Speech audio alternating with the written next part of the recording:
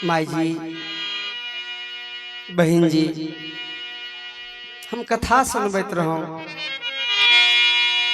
छोटी रानी बेटा पूरण, हल्ला नहीं करियो, तनी शांति से सुनियो। बेटा पूरण कुमार जब हाथ छोड़ाए के भाग गले, बाहर आंगन में खड़ा, क्रोध में आंख लाल। छोटकी रानी आंख लाल पियर कर के पूरन से कल के, पूरन अरे पापी, हमरा बात को तिरस्कार कर दिया। सुन पूरन सुन, देखियो सतेली माई के हाथ छुड़ाने की मजा, अरे पापी तुझे बता दूंगी। पुराण आज हम तुम्हारे सामने में ये शपथ खाते हैं कि अगर तुम्हारे शरीर के कुट्टी कुट्टी काट करके मांस जंगल में ना छिटवा दिया तो मैं अपने बाप की औलाद नहीं। पुराण हाथ छुड़ाने की मजा, रे पापी तुझे बताऊंगी। अरे पुराण तोरा घमंड भे गेलो ना, अपना जवानी के घमंड देखबै छी, सुंदर के घमंड छो। और तेरे मांस के टुकड़े पर यदि मैं तेरा सीने का इस कलेजा पर बैठ करके स्नान नहीं किया, सतेली माँ कितनी बड़ी पापनी है। कहा कि तेरे मांस के टुकड़े पर अरे मैं नित दिन रोज नहाऊंगी।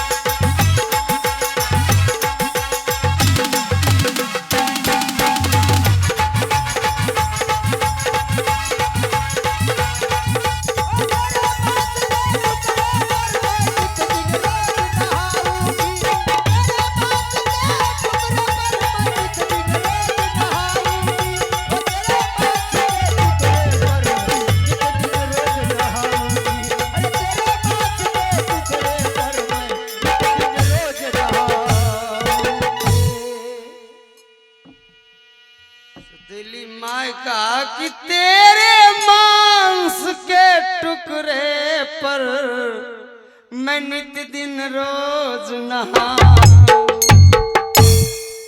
लड़का हंसता रहा, हंसते हंसते कहा कि माय चाहे मेरे शरीर के चमड़ा खींच करके तू अपने पांव के जूती बना लेना, ये मंजूर है हमको। माय भले हमको कुट्टी कुट्टी काट कर गीद के बीच फेंकवा देना, ये भी मंजूर है हमको। माय हमको फांसी दिलवा देना, यह भी कबूल करता हूं मैं, लेकिन मरना धर्म के वास्ते। जय हो। शुरू से ही सब लोगों को धर्म के ऊपर प्रेरित कर रहा हूं। देखिए कि मरना धर्म के वास्ते, जीने की गम नहीं, मरना धर्म के वास्ते, जीने की गम नहीं है, मरना धर्म के वास्ते, मरना धर्म के वास्ते, जीने की गम नहीं, मरना धर्म के वास्ते, जीने की गम नहीं है, मरना धर्म के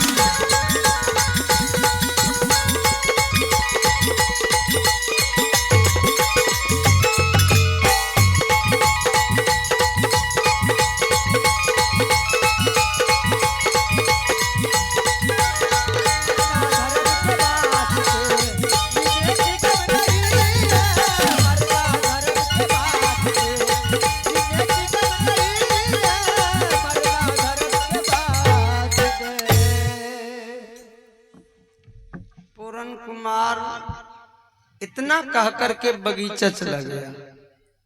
अब राजहट, बालहट, तिरिया हट तीनों खतरनाक है। औरत के हट देखिए, सारा शरीर के अपना वस्त्र को फाड़ चीर दिया। छोटी रानी सारी सिंगार उजार पुजार के पूरे कमरे में छीट दिया। दासी से कहा कि राजा को बुला के ले आओ। राजा साहब को बुला करके लाया। राजा साहब देखा अपने पत्नी की रूपरेखा। कहा रानी क्या हो गया तुझे? कहा पतिदेव, आंख से आंसू बहाने लगी, रोने लगी कि पतिदेव, स्वामी स्वामी, हे स्वामी, तेरा पूरन ने इज्जत मेरी लूट लिया। बताइए, बेकसूर बेटा के ऊपर ब्लेम लगा दिया, फंसा दिया। दिन खराब भे गेलै। विनाश काले विपरीत बुद्धि। जब काल मनुष्य पर छाता है उसका विवेक मर जाता है। राजा शंखपति कहा कि आपके बेटा पूरन कुमार, रानी कहती है पतिदेव आपके बेटा पूरन कुमार ने मेरी इज्जत के साथ खिलवाड़ किया। राजा यह सुन करके बड़ी तकलीफ किया, अपने पत्नी के गाल में 2 तमाचा खींच दिया। गंगा जल के समान पवित्र बेटा के माथा पर कलंक के टीका लगा रही हो तुम ना? ऐसा कभी मेरा बेटा नहीं कर सकता। पलंग पर से चादर लेकर के कहा पतिदेव ये चादर किसका है? ये देखिए ना, मैं झूठ बोल रही हूँ और आपका बेटा गंगा जल के समान पवित्र है। जब मैं चिल्लाने लगी तब वो लड़का 10-20 लड़के के साथ था, चादर छोड़ करके भागा। राजा तो कान के सुना बेसी मानता है। राजा समझ गया कि मेरा बेटा बड़ी गलती किया। मेरे बेटा ने इस छोटी रानी को अपना माय नहीं समझा। क्रोध में आकर के सिपाही को बुलाया। सिपाही से कहा सिपाही, कहा जी मालिक। कहा जाओ उस हरामजादे पूरन जो बगीचा में है हाथ में हथकड़ी और डांड में रासा लगाकर मेरे पास लाओ। यहां से सिपाही गया। पूरन खेल रहा था, वहां सिपाही जाकर के पूरन के दोनों हाथ में हथकड़ी और डांड में रासा लगा दिया। तमाम साथी जो था सब दोस्त था। कहा दोस्त घबराओ नहीं, जो डर गया वो मर गया। समझो मर गया। भैया तुम घबराना नहीं, हम तुम्हारे पास, हम लोग सारे साथी मिल करके तुम्हारे साथ हैं। अरे प्यार भी मिलेगा, दिलदार भी मिलेगा, प्यार भी मिलेगा, दिलदार भी मिलेगा,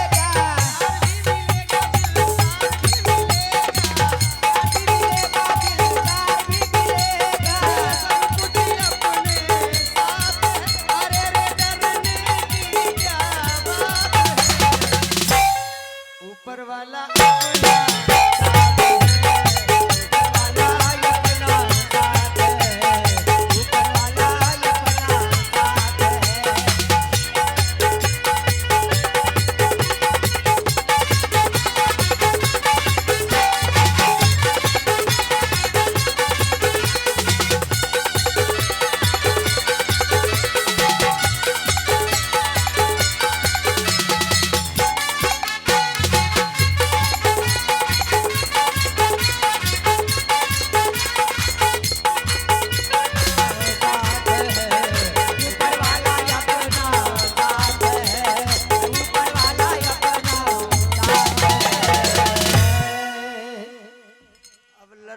के हाथ में हथकड़ी, डांर में रासा, अहो राम हाथा हाथ करिया दारा